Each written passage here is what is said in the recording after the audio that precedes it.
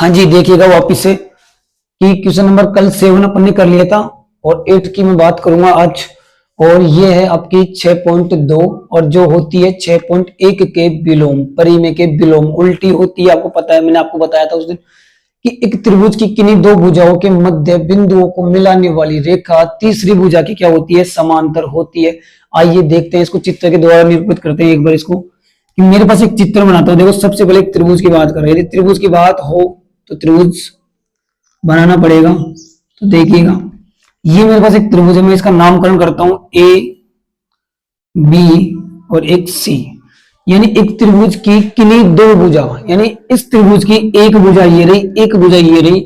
इन दोनों भुजाओं के किसी किन्हीं दो भुजा, यानी एक भुजा दो भुजाओं के मध्य बिंदु, यानी इस भुजा का जो मध्य बिंदु है, आपको पता है कहां पे है, ये रहा। इस भुजा का जो मध्य बिंदु है ये हो गया ये वाला, एक मध्य बिंदु है ये वाला, दो मध्य बिंदु हो गए। इन दोनों भुजाओं के मध्य बिंदुओं को मिलाने वाली रेखा, यानी इन दो बिंदुओं को मिलाने वाली जो रेखा है वो किसके बराबर है, तीसरी रेखा के बराबर है। यानी कौन सी रेखा के बराबर है, यानी इस रेखा के बराबर है। ये वाली जो भुजा है वो तीसरी रेखा के बराबर है। बताओ इतना समझ में आया कि नहीं आया। इसका भी नामकरण कर दो, इसका नाम है डी, इसका नाम है ई। बताओ, अब जो सवाल में दिया है उसकी बात करते हैं। एक त्रिभुज मैंने यहाँ पे बनाया। इस त्रिभुज की दो भुजा है, एक भुजा दो भुजा। इस दो भुजाओं के मध्य मैंने दो बिंदु लगाए, एक बिंदु ये रहा, एक बिंदु ये रहा। इन दोनों बिंदुओं को मिलाने वाली जो रेखा है वो किस रेखा के बराबर है, यानी तीसरी रेखा के बराबर है। समझ में आया। प्रश्न को समझने की कोशिश करो। इन दोनों बिंदुओं के, इन दो बिंदुओं को मिलाने वाली जो रेखा है, ये वाली जो रेखा है वो तीसरी भुजा के क्या है, समांतर। यानी ये जो रेखा है वो समांतर है किसके, बीसी के। और यही मुझे सिद्ध करना है, यही मुझे प्रूव करना है। तो देखो, सबसे पहले अपन बात करते हैं, दिया है क्या, दिया है जो आपको प्रश्न में दिया है उसको तो आपको लिखना है। क्या क्या दे रखा है कि उसने बोला एक त्रिभुज, एक त्रिभुज का नाम क्या है कि त्रिभुज एबीसी, त्रिभुज एबीसी में, त्रिभुज एबीसी में दो भुजाओं के मध्य बिंदुओं को मिलाने वाली रेखा तीसरी भुजा के समांतर होती है। तो दिया है त्रिभुज एबीसी में एडी, एबी एवं एबी एवं एसी, एसी भुजा का, भुजा का मध्य बिंदु, का मध्य बिंदु क्या है, आपको पता है मध्य बिंदु क्या है। यानी ए बी भुजा है और एक एसी भुजा है, इन दोनों के मध्य बिंदु कौन सा है कि डी व ई क्रमश है। यानी इन दोनों भुजाओं का जो मध्य बिंदु है वो कौन कौन से है आपके पास, एक तो डी हो गया, एक हो गया ई। बताओ इतना क्लियर है।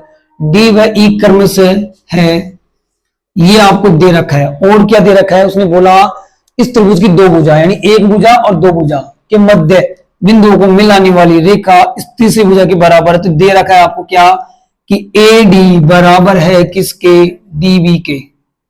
ठीक है, और इधर देखो ए ई भुजा बराबर है किसके, ए सी के।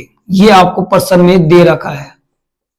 मैं लिख देता हूं यहाँ पे दिया है, या फिर इंग्लिश में बात करें गिवन। ठीक है, ये भी आपको क्या है, दिया है प्रश्न में। ठीक है, अब देखो ये जो मैंने दिया है वो मैंने लिख दिया। उसके बाद में बात करूं मैं सिद्ध करना, सिद्ध करना है। सिद्ध क्या करना है कि दो भुजाओं को के मध्य बिंदुओं को मिलाने वाली रेखा इस तीसरी भुजा के समांतर होती है। तो लिखूंगा क्या कि डी ई समांतर है किसके, बीसी के। ये मुझे प्रूव करना है कि क्या ये भुजा होती है, ये बीसी के समांतर होती है, ये बराबर होती है। ये दोनों बराबर कब होगी कि सर जब ये भुजा दोनों बराबर होगी, तब ये दोनों की भुजा भी क्या हो जाएगी, बराबर हो जाएगी। परिमेय 6.1 से मुझे करना है। अब मैं बात करूं उत्पत्ति की, उत्पत्ति भी लिख सकते हो या फिर इसकी जगह आप लिख सकते हो प्रमाण। ठीक है, अब देखो प्रमाण लिखता हूं मैं कि त्रिभुज एबीसी, एक त्रिभुज है एबीसी में, त्रिभुज एबीसी में डीई समांतर है किसके, बीसी के।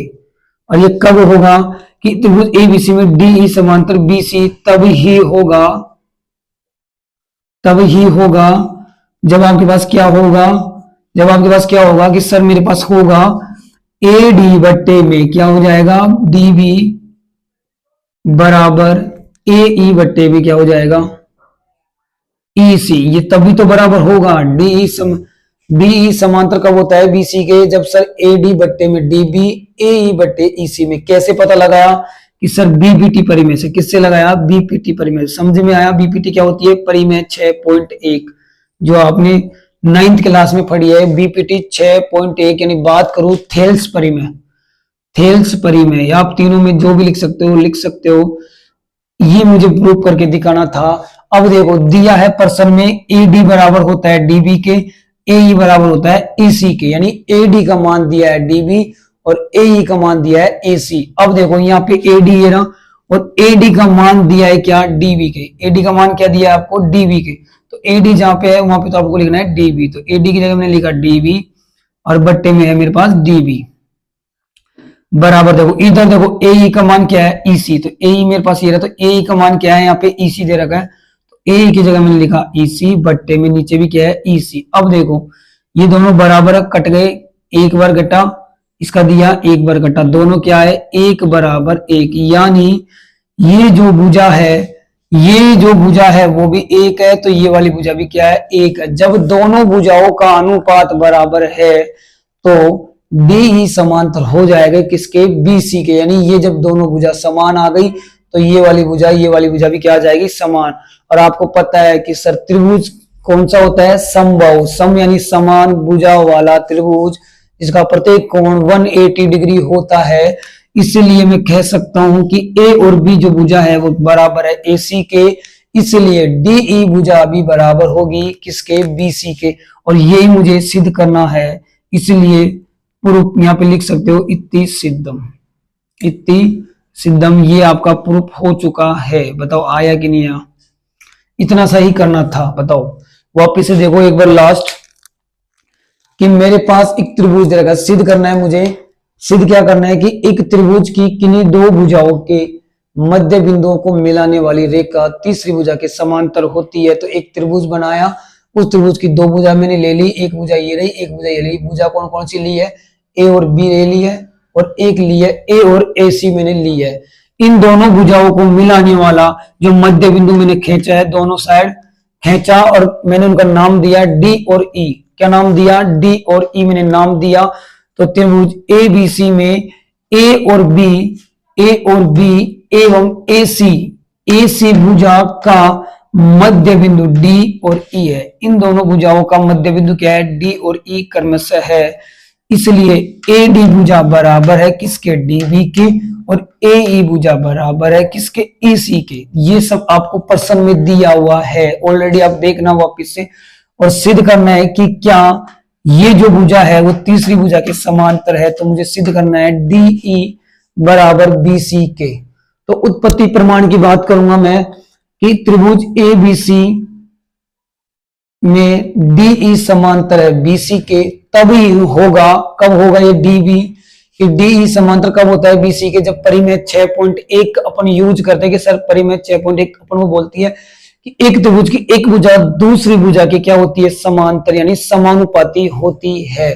तो इसलिए मैं लिख सकता हूं ए डी बट्टे में डीबी बराबर ए ई बट्टे में ई सी। अब यहाँ पे देखो ए डी का मान दे रखा है आपको, सर ए डी दिया हुआ है ऑलरेडी कि ए डी का वैल्यू है डीबी और ए ई का वैल्यू है ई सी, दोनों का दे रखा है। तो इसलिए मैंने ए डी की जगह लिखा डीबी और ए ई की जगह मैंने लिखा ई सी। अब ये देखो ये भी बराबर हो गया, दोनों बराबर हो गए, ईसी दोनों बराबर हो गए, इसे मैंने काट दिया। देखो एक बार कटा, ये भी गया एक बार, इसलिए दोनों बराबर आ गए। इसलिए मैं कह सकता हूं कि ये जो भुजा है वो इस भुजा की क्या है, समांतर है, समान है। इसलिए ये दोनों भी क्या होंगे, समान है। बताओ आ गया समझ में, उतार लो इसको। ठीक है, आज के लिए इतना ही है।